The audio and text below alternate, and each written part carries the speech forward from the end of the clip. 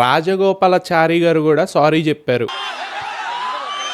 చెప్పను బ్రదర్. మా కమల్ హాసన్ గారి recent controversy do or die situation లాగా అయిపోయింది. రీసెంట్ గా తగ్ లైఫ్ ప్రమోషనల్ ఈవెంట్ లో ఆయన కన్నడ లాంగ్వేజ్ తమిళ్ నుండి పుట్టింది అనేసి ఒక స్టేట్మెంట్ పాస్ చేశారు. ఈ స్టేట్మెంట్ కన్నడ పీపుల్ కి అస్సలు నచ్చలేదు మామ. ఇంకా కర్ణాటక ఫిలిం ఛాంబర్ వాళ్ళు తగ్ లైఫ్ ని వాళ్ళ స్టేట్ లో బ్యాన్ చేస్తామనేసి చెప్పేశారు. ఇంకా వాళ్ళ బ్యాన్ చేసే ఐడియాని ఛాలెంజ్ చేస్తూ కమల్ హాసన్ గారు కర్ణాటక హైకోర్టులో ఒక పిటిషన్ ఫైల్ చేశారు. సింగిల్ జడ్జ్ జస్టిస్ అయిన ఎం నాగప్రసన్న గారు ఇలా అన్నారు: కమల్ గారు కర్ణాటక ప్రజల యొక్క సెంటిమెంట్స్ ని తక్కువ చేశారు.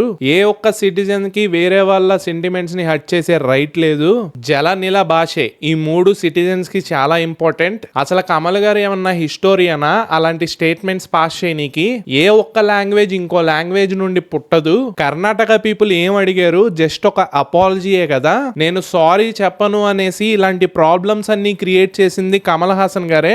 మీరెవరు అసలు ఒకళ్ళ సెంటిమెంట్స్ ని అండర్మైన్ చేయడానికి? మీరేమన్నా లింగ్విస్టా ఆర్ఎల్స్ ఏమన్నా హిస్టోరియనా అనేసి గట్టిగా క్వశ్చన్ చేశారు. అలాగే ఈ ప్రాబ్లం కి సంబంధించి May 30 ఆ టైంలోనే కమల్ గారు ఒక లెటర్ రాశారు ఫిలిం ఛాంబర్ కి. లైక్ అక్కడ ఏం జరిగింది, అసలు అతను ఏ ఇంటెన్షన్ తో అలా అనాల్సి వచ్చింది అనేసి మొత్తం దాంట్లో క్లియర్ గా ఉంది. అందులో క్లియర్ గా మనం అందరం ఒక ఫ్యామిలీ నుండే వచ్చాం, మన భాష ఒకటే అనే పాయింట్ లో నేను ఆ స్టేట్మెంట్ పాస్ చేశాను అనేసి ఇలా చెప్పారు. కానీ ఆ లెటర్ లో ఎక్కడా కూడా అపాలజీ అనేది చెప్పలేదు. సో ఈ లెటర్ ని కూడా హీరింగ్ స్టార్ట్ చేయక ముందే జస్టిస్ కి పాస్ చేశారు. ఆయన ఏమన్నారంటే, నాకు ఇందులో ఎక్కడా కూడా అపాలజీ కనిపించలేదు, సో నేను దీన్ని రిజెక్ట్ చేస్తున్నా అనేసి పక్కన పెట్టేశారు. రాజగోపాలాచారి లాంటి పెద్దవాళ్లే కన్నడ లాంగ్వేజ్ తమిళ్ నుండి వచ్చింది అనే స్టేట్మెంట్ పాస్ చేసినప్పుడు అందరూ అఫెండ్ అయ్యారనేసి అతనే సారీ చెప్పారు. మరి కమల్ హాసన్ గారు సారీ చెప్పడానికి ప్రాబ్లం ఏంటి అనేసి ఇంకో పాయింట్ రైస్ చేశారు. సో లాస్ట్ గా కమల్ హాసన్ గారు అపాలజీ చెప్తేనే